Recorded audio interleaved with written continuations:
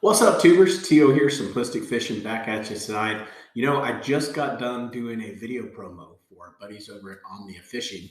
And when I was doing it, I thought, you know what? This would actually be a good video for YouTube. So I'm going to share it with you. And that's going to be my 3 favorite techniques to use here in North Texas during the pre spawn. Let's jump into it.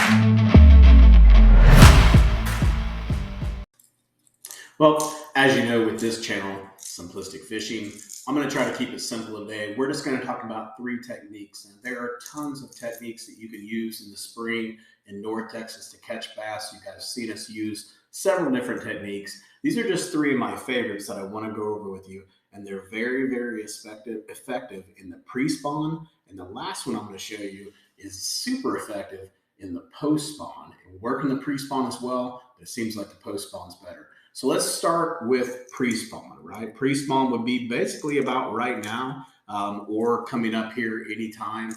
Today is actually January the 17th. So we're getting a little bit further into winter now. As we get into February and get into later February into March, that's when the fish are going to really start becoming a lot more active and you're going to be able to catch some giants. So how are you going to catch them? Well, let's talk about that. My favorite lure to use especially during the pre-spawn, is going to be a Rapala OG Slim 6 or an OG Slim 4. This is it right here. This is their classic craw color.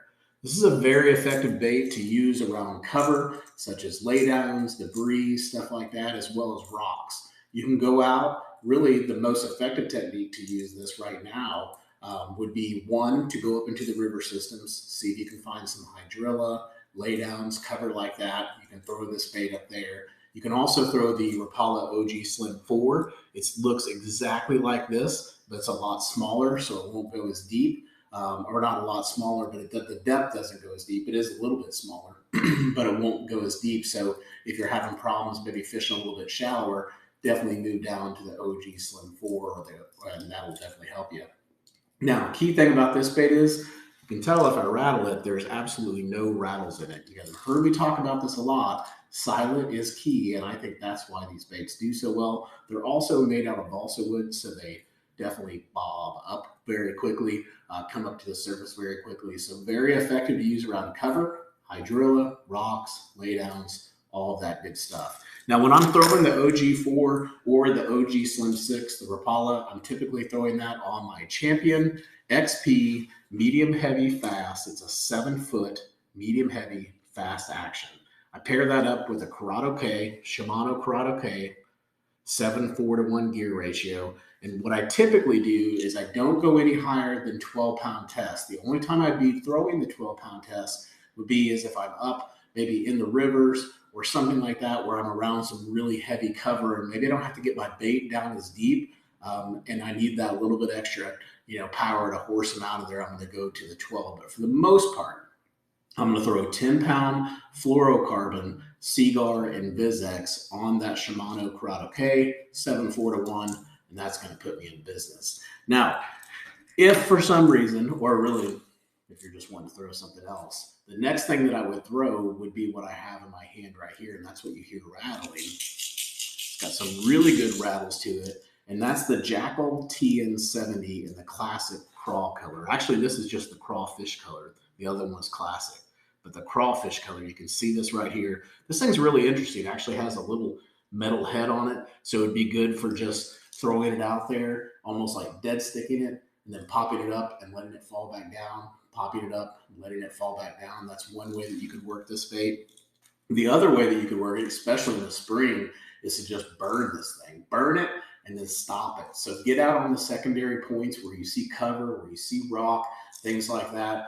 Cast it as far as you can and rip that thing. And then when you get about, a couple feet in, stop it. Just immediately just pause it. And then rip it some more and then pause it and rip it some more and pause it. And if that doesn't work, if they're a little more lethargic, then that's when you could throw out and pop it up, almost work it back to the boat like you were working a spoon. Very effective bait. To me, I think this color is key in pre-spawn and spawn. Definitely make sure you get some crawfish color. I think that bait's going to be very effective for you.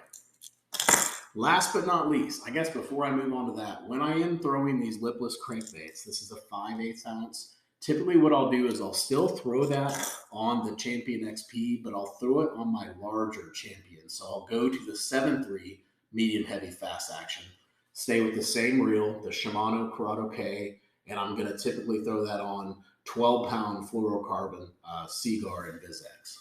Last but not least, once you start kind of getting into that spawn, you start getting some post spawners and they're chasing that shad all over the place. And they do that in pre-spawn as well.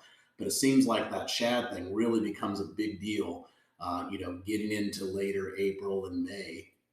One of the most effective baits that you can use around heavy cover like lily pads, grass, laydowns is just a swim jig.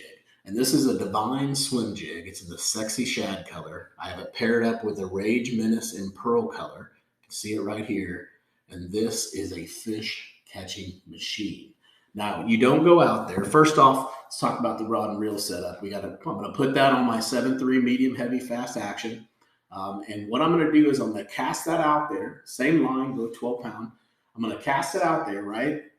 But on my left hand here, where I have the reel set it in my hand, for you lefties, I'm sorry, you'll have to go opposite of me.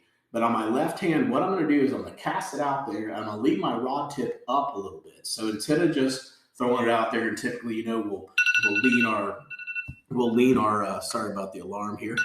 We're going to lean our rod tip down. Instead of leaning that rod tip down, we're actually going to lean it up. And when we lean it up, we're just going to use our little hand here to bob it up and down.